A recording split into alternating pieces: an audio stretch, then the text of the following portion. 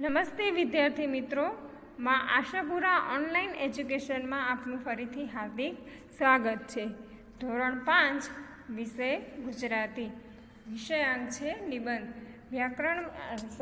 નિબંધમાં આપણે પહેલાં એક વાર્તા લેખન કર્યું। હવે એ વાર્તા લેખન બાદ આપણે હવે એક નિબંધ લખીશું। નિબંધનું નામ છે વર્ષા ઋતુ।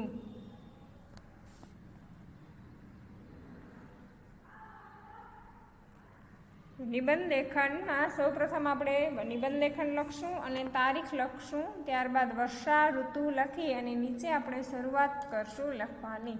ચાલો તમે પણ મારી સાથે લખજો, હું બોલતી આવું અને તમે લખજો, બરોબર। આપણા દેશમાં મુખ્ય 3 ઋતુઓ છે, શિયાળો, ઉનાળો અને ચોમાસું। ઉનાળા પછી ચોમાસું આવે છે।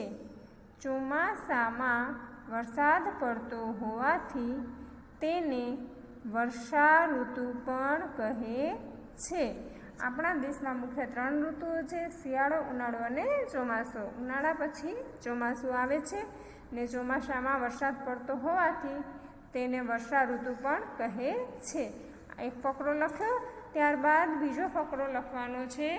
વર્ષા ઋતુમાં આકાશમાં કાળા કાળા વાદળા ચડી આવે છે, વીજળીના ચમકારા થાય છે, વાદળોના ગડગડાટ અને પવનના સુસવાટા સાથે વરસાદ તૂટી પડે છે। બાળકો વરસાદમાં નહાય છે અને કૂદાકૂદ કરે છે। લોકોને બહાર જવું હોય તો છત્રી કે રેઇનકોટ લઈને નીકળે છે। જ્યાં જુઓ ત્યાં પાણી પાણી થઈ જાય છે, નદી નાળા છલકાઈ જાય છે। કઈ ઋતુનું વર્ણન છે? તો વર્ષા ઋતુ। વર્ષા ઋતુ એટલે વરસાદ। જ્યારે આપણે વરસાદ આવતો હોય ત્યારે વાદળાઓ છે આકાશમાં ચડી આવે છે, વીજળી થાય છે, વાદળોનો ગડગડ અવાજ આવે છે, પવનના સુસવાટા સાથે વરસાદ તૂટી પડે છે। જુઓ વિદ્યાર્થી મિત્રો, અત્યારે પણ છે એ વર્ષા ઋતુ ચાલી રહી છે અને વરસાદની શરૂઆત આપણે અહીંયા પણ થઈ ગઈ છે। તો તમે પણ આ વરસાદમાં નાહતા હશો અને કૂદતા હશો, મજા આવે છે ને? વાહ, સરસ। હવે જુઓ આપણે આગળ જોઈએ। શહેરના રસ્તાઓ અને વૃક્ષો સ્વચ્છ અને સુંદર લાગે છે। શહેરના રસ્તાઓ અને વૃક્ષો કેવા થઈ જાય છે મિત્રો? સ્વચ્છ અને સુંદર, કેમ કે તે છે એ વરસાદના પાણીથી નહાઈ લીધું હોય છે, તેથી કેવા સ્વચ્છ અને સુંદર થઈ જાય છે। મોર કળા કરી નાચે છે અને દેડકા છે એ શું કરે છે? ડ્રાઉં ડ્રાઉં કરે છે। માણસો અને પશુ પક્ષીઓ રાજી રાજી થઈ જાય છે। ચાલો, શહેરના રસ્તાઓ અને વૃક્ષો સ્વચ્છ અને સુંદર, વરસાદ પડે એટલે બધું ધોવાઈ જાય, એટલે બધું કેવું સ્વચ્છ અને સુંદર થઈ જાય છે। અને મોર છે એ પણ વરસાદની ઋતુમાં શું કરે છે? કળા કરે છે અને દેડકાઓ પણ ડ્રાઉં ડ્રાઉં કરે છે। માણસો અને પશુ પક્ષીઓ રાજી રાજી થઈ જાય છે। ચલો હવે આગળ જોઈએ।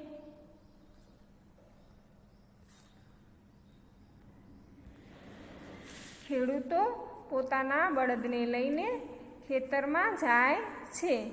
ખેડૂતો પોતાના બળદોને લઈને ખેતરમાં જાય છે।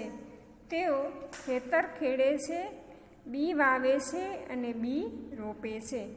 થોડા દિવસોમાં ખેતરોમાં અનાજ ઉગી નીકળે છે। ધરતી પર ચારે બાજુ લીલું ઘાસ ઉગી નીકળે છે। ધરતી પરનું આ દ્રશ્ય અતિ સુંદર લાગે છે। ખેડૂતો પોતાના બળદોને લઈને ખેતરમાં જાય છે। તેઓ ખેતર ખેડે છે, બી વાવે છે અને બી રોપે છે। થોડા દિવસોમાં ખેતરોમાં અનાજ ઉગી નીકળે છે। ધરતી પર ચારે બાજુ લીલું ઘાસ ઉગી નીકળે છે। ધરતી પરનું આ દ્રશ્ય અતિ સુંદર લાગે છે। ચાલો વિદ્યાર્થી મિત્રો, તો એના પછી આપણે હવે જોઈએ તો કેટલીક વાર શું થાય છે, જ્યારે વરસાદ આવે ત્યારે કેટલીક વાર આપણે જોયું કે પશુ પક્ષીઓને બધું સુંદર થઈ જાય છે, પશુ પક્ષીઓ માણસો રાજી થઈ જાય છે, ખેડૂતો ખેતરમાં પોતાનું કામ કરવા, બી વાવવા અને બી રોપવા લાગી જાય છે. પરંતુ કેટલીક વાર અતિવૃષ્ટિ થાય છે, તેથી જાનમાલને નુકસાન થાય છે. અતિવૃષ્ટિ એટલે કે એકદમ મુશળધાર, જોઈએ એનાથી વધારે વરસાદ આવે ત્યારે અતિવૃષ્ટિ થાય છે એમ કહેવાય. જ્યારે વધારે જોઈતા કરતાં વધારે વરસાદ આવે તેને અતિવૃષ્ટિ કહેવામાં આવે છે. બરાબર, કેટલીક વાર અતિવૃષ્ટિ થાય છે, તેથી જાનમાલને નુકસાન થાય છે. કેટલીક વાર અનાવૃષ્ટિ થાય છે, તેથી અનાજ પાકતું નથી અને પાણીની તંગી પડે છે. કેટલીક વાર વધારે વરસાદ પડે છે અને કેટલીક વાર ઓછો વરસાદ પડે છે. આપણો કચ્છ એવો જેવો જિલ્લો છે કે જ્યાં ખૂબ ઓછો વરસાદ પડે છે. એને શું કહેવામાં આવે છે? અનાવૃષ્ટિ. ત્યાં સમૂરો વરસાદ ના પડે, સાવ થોડોક પડે કે સમૂરો ના પડે તો તેને શું કહેવામાં આવે છે? અનાવૃષ્ટિ. તેથી અનાજ પાકતો નથી અને પાણીની તંગી પડે છે. આપણો કચ્છ વિસ્તાર એવો છે કે જ્યાં પાણીની તંગી આપણે રહે જ છે, એટલે તેને શું કહેવામાં આવે છે? અનાવૃષ્ટિ. વધારે વરસાદ પડે તો અતિવૃષ્ટિ અને ઓછો વરસાદ કે જરા વરસાદ પણ ના પડે તેને શું કહેવામાં આવે છે? અનાવૃષ્ટિ. ચાલો હવે આપણે તેનામાં આગળ જોઈએ.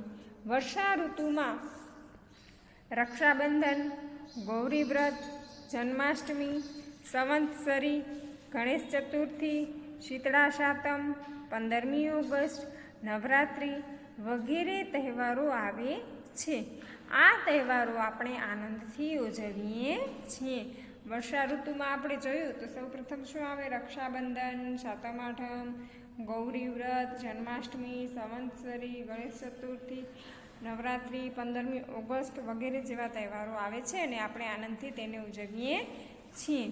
બરાબર, આગળ જોઈએ વિદ્યાર્થી મિત્રો. વર્ષા ઋતુમાં માખી અને મચ્છરનો ઉપદ્રવ રહે છે, તેથી તંદુરસ્તીની કાળજી રાખવી પડે. વર્ષા ઋતુ આપણને પાણી આપે છે.